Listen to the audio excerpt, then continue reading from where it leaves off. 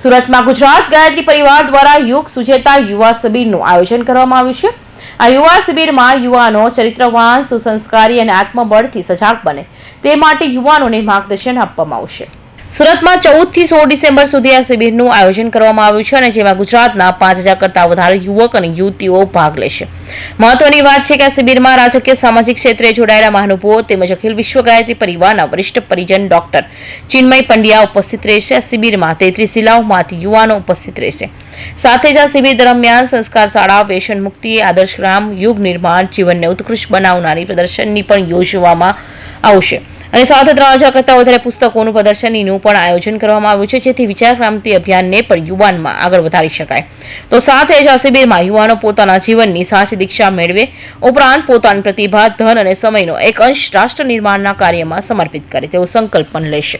મારું નામ સ્વયં પ્રકાશ, હું સુરત ગાયત્રી પરિવારમાંથી સ્વયંસેવક રીતે કાર્ય કરું છું અને અમે ગાયત્રી પરિવારથી રાષ્ટ્રના જાગરણ માટે છેલ્લા સતત પરમ પૂજ્ય ગુરુદેવના સમય 1950 થી અમે સતત કાર્ય કરી રહ્યા છે। એ સપ્તક્રાંતિ આંદોલન ખરેખર કોઈ પણ ક્રાંતિ હોય એ સર્જનાત્મક ક્રાંતિ અમે લોકો કરી રહ્યા છે અને એ ક્રાંતિ દ્વારા રાષ્ટ્રનું નવનિર્માણ અને યુવાઓના નિર્માણ માટે અમે સતત કાર્ય કરી રહ્યા છે। રાષ્ટ્રનું ખરેખર કર્ણધાર યુવા છે અને આજની પરિસ્થિતિમાં જે વિભીષિકાઓ આપણે જોઈ રહ્યા છે એ બધી વિભીષિકાઓને પાર પાડનાર એક યુવા છે અને જો આ યુવા સુસંસ્કૃત, સુસભ્ય અને સ્વસ્થ બને તો આ રાષ્ટ્ર ખરેખર બહુ આગળ અને એકદમ વિશ્વગુરુ સુધી જઈ શકે છે।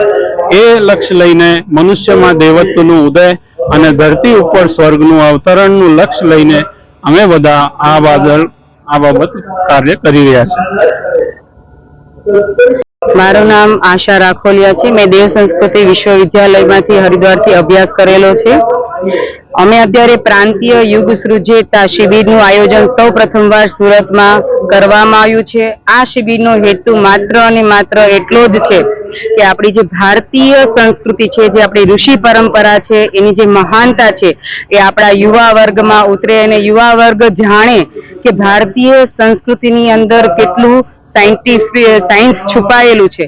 એ ખરેખર જીવન જીવવાની કળા શીખવાડે છે। ભારતની સંસ્કૃતિ ખરેખર એવી છે કે જો જીવનમાં ઉતારી દેવામાં આવે તો એ વ્યક્તિ નિર્માણ કરી શકે છે, વ્યક્તિના વ્યક્તિત્વને ખીલાવી શકે છે અને ખરેખર કોઈ પણ યુવાનોને જો સફળતા હાસિલ કરવી હશે તો એનો કોન્ફિડન્સ લેવલ, એનો ઇન્ટરનલ પાવર વધારવો જરૂરી છે। તો આપણી ભારતીય સંસ્કૃતિ એક એવી સંસ્કૃતિ છે કે જે આ દિશામાં આપણને આગળ લઈ જાય છે અને ખરેખર ભારતને જો જગતગુરુ બનવું હશે, મહાન બનવું હશે, ફરીથી સોનાની ચિડિયા બનવું હશે તો માત્ર અને માત્ર એક જ આધાર છે કે ભારતમાં જે 65% યુવા ધન છે તેનું નિર્માણ કરી દેવામાં આવે, તેના અંદરના મનોબળ, બુદ્ધિબળ, આત્મબળને જાગરણ કરી દેવામાં આવે તો ખરેખર ભારતનો યુવા પૂરા દુનિયામાં ડંકો વગાડી શકે તેમ છે અને તે પોતાનું નિર્માણ કરે અને પૂરી દુનિયાનું નિર્માણ કરશે એવું આપણે જ નહીં પરંતુ આજના બધા જ સંતો, મહંતો અને ઘણા લોકોની ભવિષ્યવાણી છે। તો આ પ્રાંતીય યુગ સૃજ્યતા શિબિરના માધ્યમથી આપણી ભારતીય સંસ્કૃતિનું પુનર્જાગરણ અને આપણા ભારતના યુવાનોની અંદર એનું સ્થાપન કરવામાં આવે અને ભારત ફરીથી મહાન બને એ જ હેતુ છે। યુવા જાગરણથી રાષ્ટ્ર જાગરણ, આ જ હેતુ છે માત્ર અમારો પ્રાંતીય યુગ સૃજિતા યુવા શિબિરનો। આ શિબિર 14, 15, 16 14 તારીખે ધર્મધ્વજા આરોહણથી એની શરૂઆત કરવામાં આવે છે।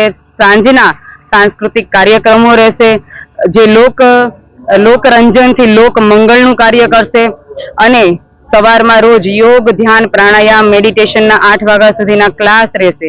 અહીંયા સવારમાં નાસ્તો, બપોરે જમવાનું અને સાંજે પણ જમવાનું આપવામાં આવશે અને 16 તારીખે પૂર્ણાહુતિ થશે।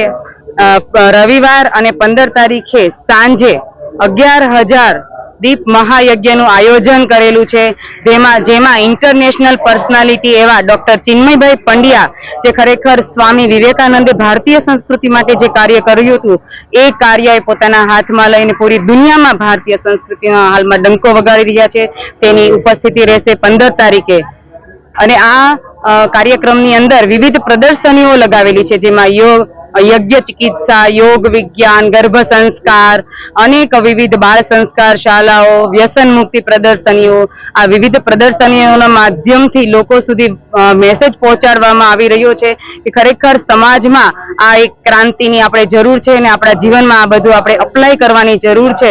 તો આવો આપણે બધા સાથે મળીને આપણી સંસ્કૃતિને અપનાવીએ, તેના મૂલ્યોને અપનાવીએ અને આપણા જીવનને વ્યવસ્થિત કરી મહાન બનાવીએ.